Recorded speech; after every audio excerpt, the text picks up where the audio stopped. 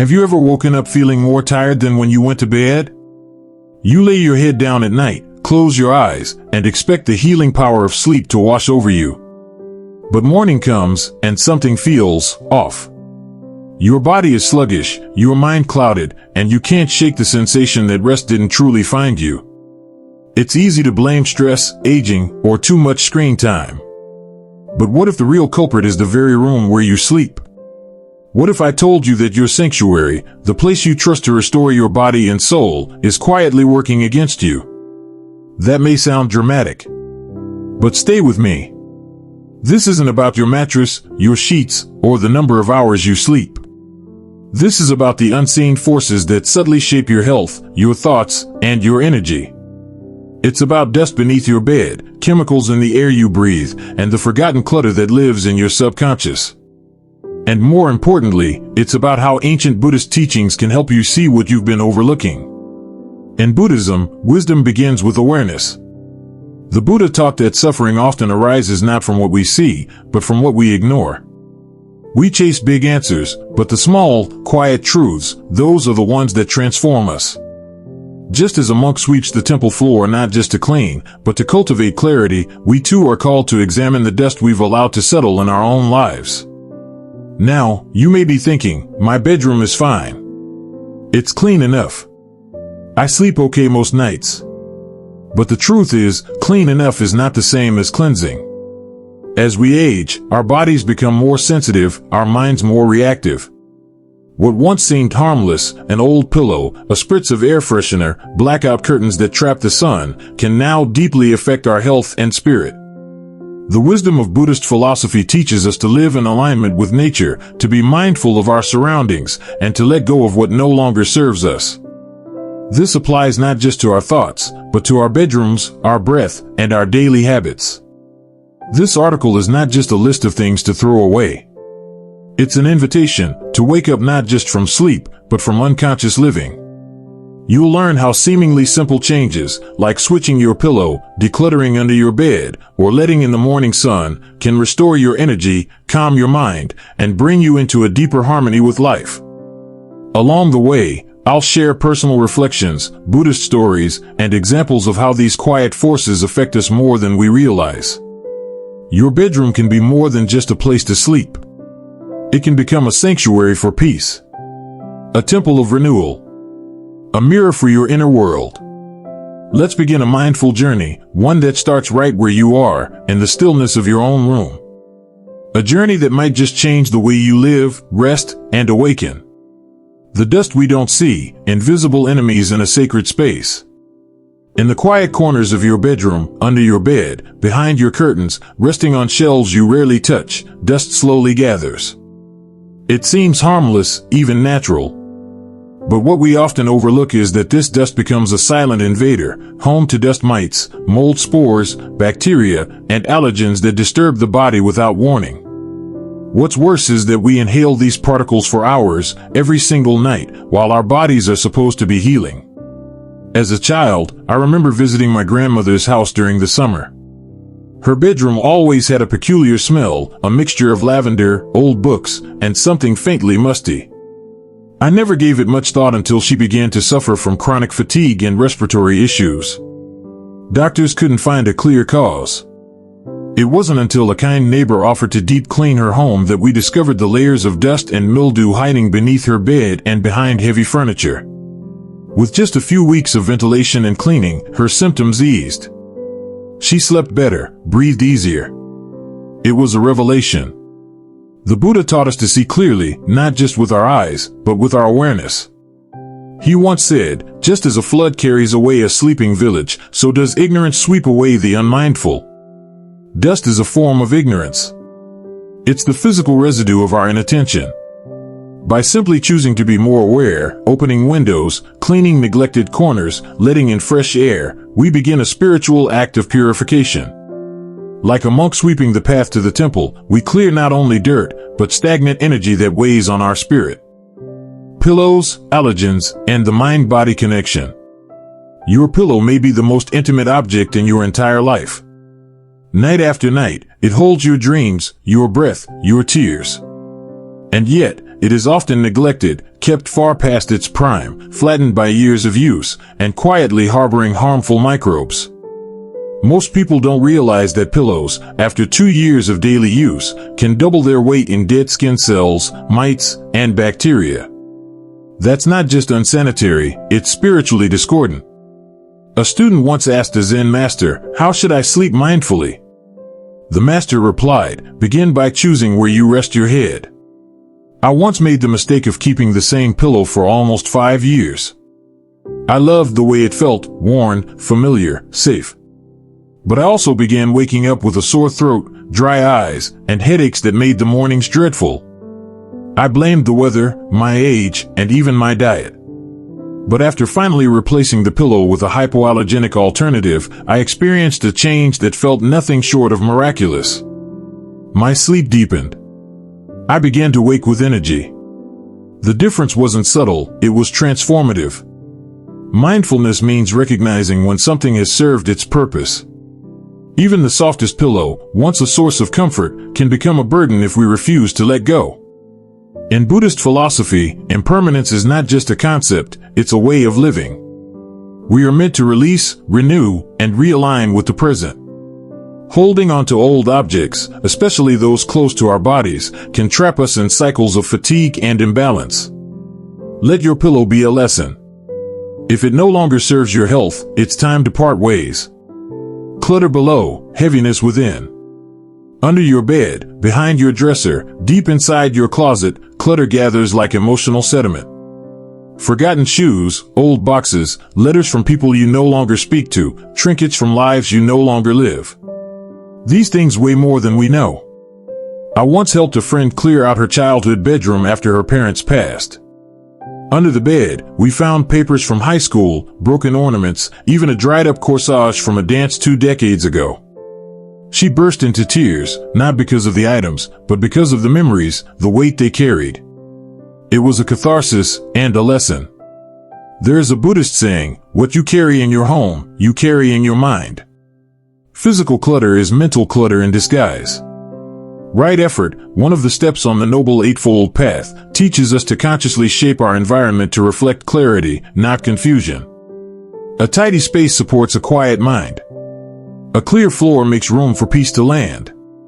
If you're struggling to sleep or feel stuck in cycles of anxiety, depression, or fatigue, ask yourself, what am I holding on to beneath the surface, both physically and emotionally? The act of clearing under your bed becomes a ritual, an exorcism of stale energy. It's not just cleaning. It's spiritual housework. Artificial sense versus natural harmony. What are you really breathing? There's something comforting about a room that smells like lavender, vanilla, or fresh cotton. The scent can calm us, ground us, or remind us of home. But what if that comfort is only a mask, one that hides the very things that rob us of peace? Many bedrooms today are filled with plug-in air fresheners, scented candles, or chemical sprays. The irony is painful. In our attempt to create a tranquil space, we may be polluting it without realizing. In Buddhist practice, we are taught to be mindful of all 6 senses, including smell. The Buddha reminded us that everything we take in through our senses shapes our internal world. Artificial fragrances may delight the nose, but they often carry volatile organic compounds, VOCs, that irritate the lungs, disrupt hormones, and linger in fabrics long after the scent fades. Years ago, I used to light a vanilla-scented candle every evening. I loved the ritual, flame flickering in the dimness, the sweet aroma floating through the room. But over time, I began waking up with sinus pressure, fatigue, and dry eyes. I thought I was getting sick. It wasn't until I read the label, filled with unfamiliar chemicals, that I made the connection.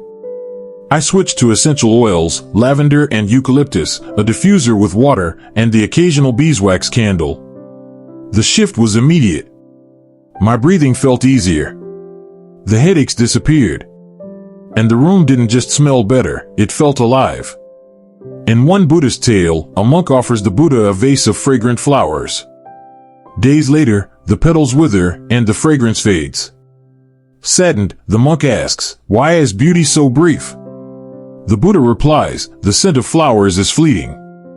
But the fragrance of a pure mind lingers forever." This story reminds us that the deepest peace doesn't come from artificial pleasure, but from inner clarity. If your bedroom air carries toxins, your body suffers, even in sleep. Switch to natural scents, bring in air-purifying plants like aloe or snake plants, and open your windows.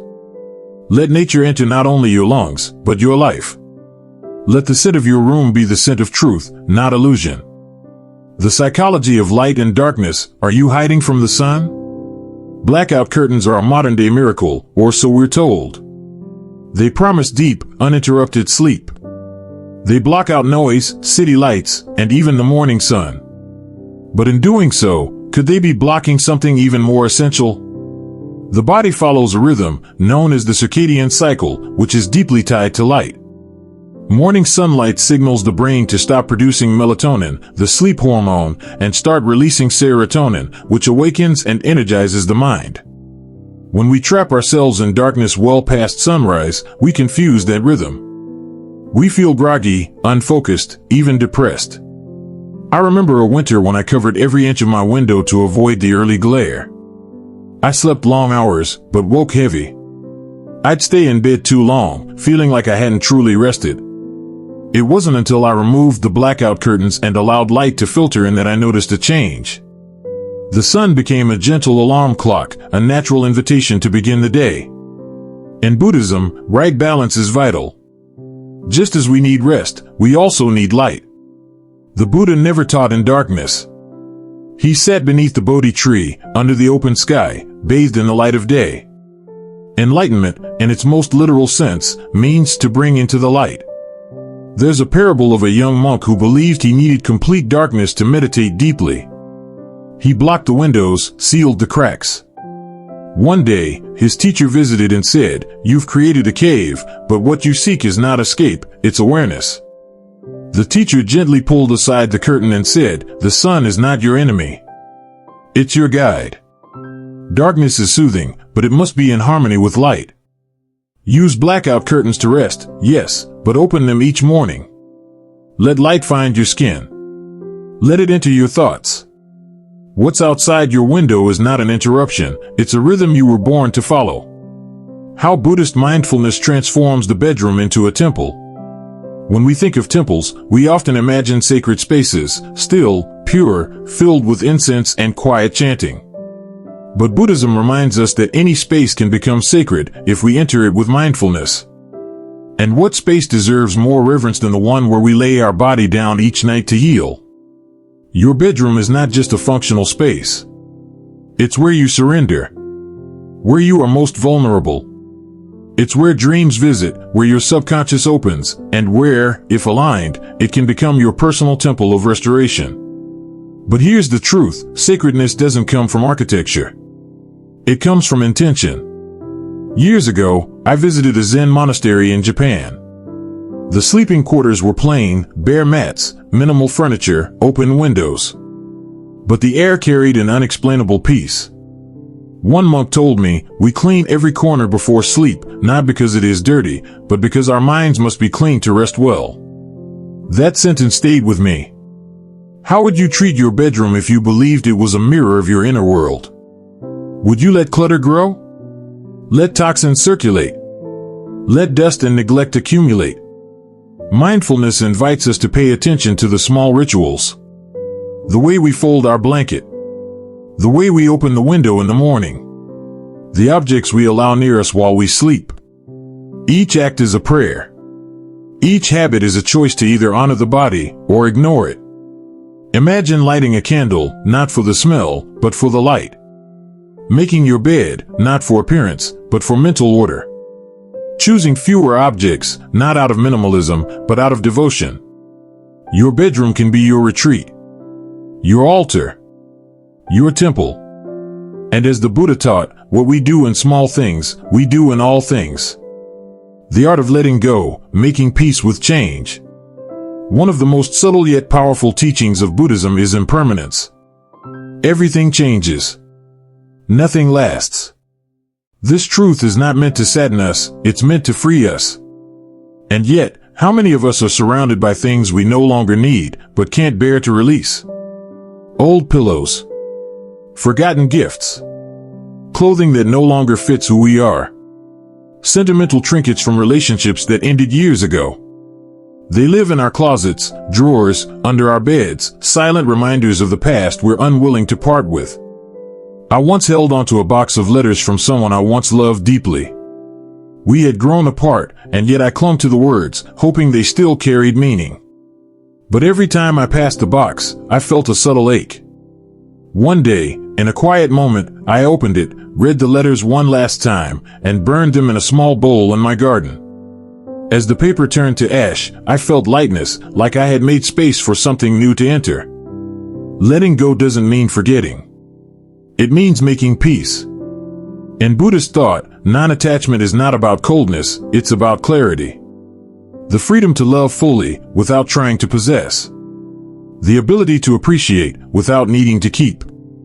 When you release the physical, an old pillow, stale air, hidden clutter, you're also releasing emotional weight. You're practicing surrender.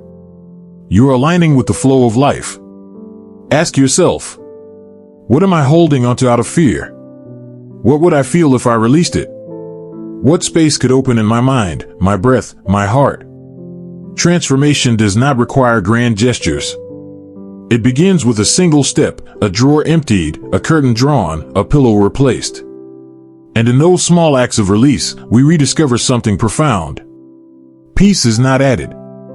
It's uncovered.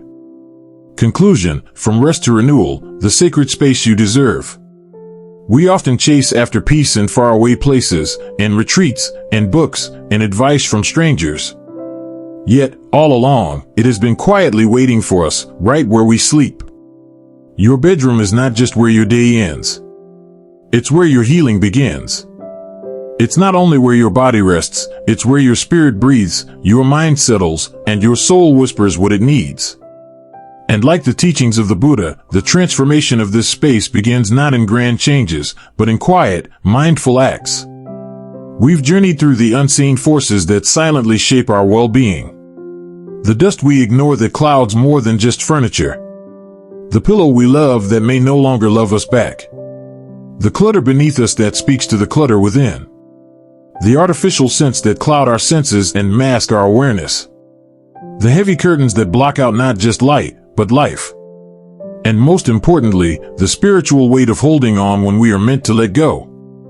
In all of this, one truth remains: awareness is the beginning of transformation. You don't need to throw away everything or redesign your space overnight.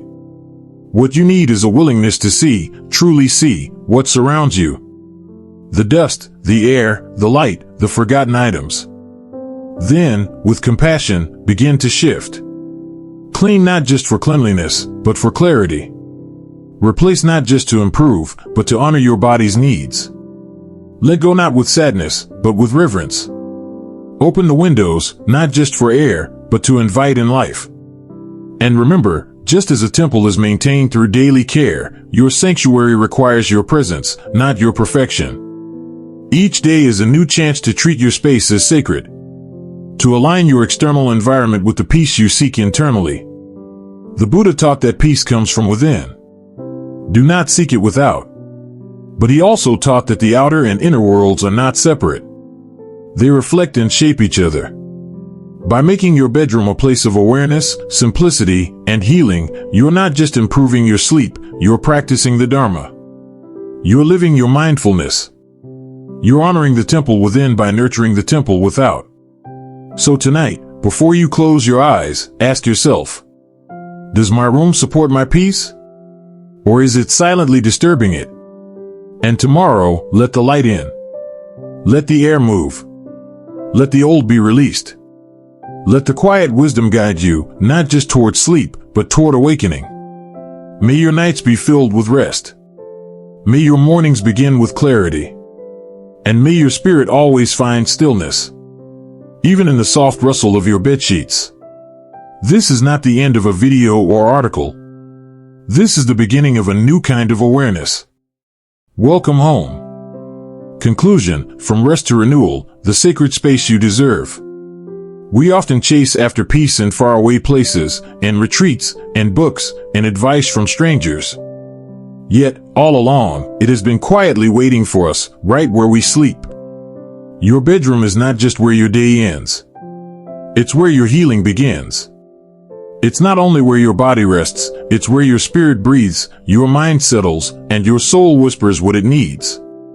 And like the teachings of the Buddha, the transformation of this space begins not in grand changes, but in quiet, mindful acts. We've journeyed through the unseen forces that silently shape our well-being. The dust we ignore that clouds more than just furniture. The pillow we love that may no longer love us back.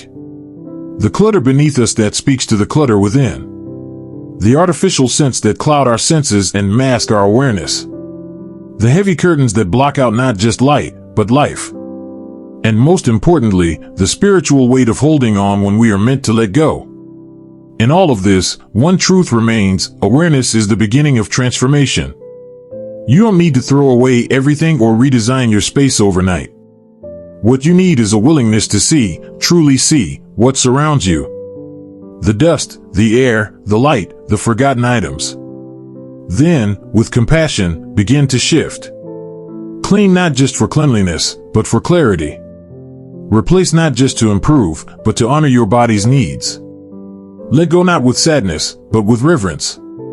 Open the windows, not just for air, but to invite in life. And remember, just as a temple is maintained through daily care, your sanctuary requires your presence, not your perfection. Each day is a new chance to treat your space as sacred. To align your external environment with the peace you seek internally. The Buddha taught that peace comes from within. Do not seek it without. But he also taught that the outer and inner worlds are not separate. They reflect and shape each other. By making your bedroom a place of awareness, simplicity, and healing, you're not just improving your sleep, you're practicing the Dharma. You're living your mindfulness. You're honoring the temple within by nurturing the temple without. So tonight, before you close your eyes, ask yourself, does my room support my peace? Or is it silently disturbing it? And tomorrow, let the light in. Let the air move. Let the old be released. Let the quiet wisdom guide you, not just toward sleep, but toward awakening. May your nights be filled with rest. May your mornings begin with clarity. And may your spirit always find stillness, even in the soft rustle of your bedsheets. This is not the end of a video or article. This is the beginning of a new kind of awareness. Welcome home.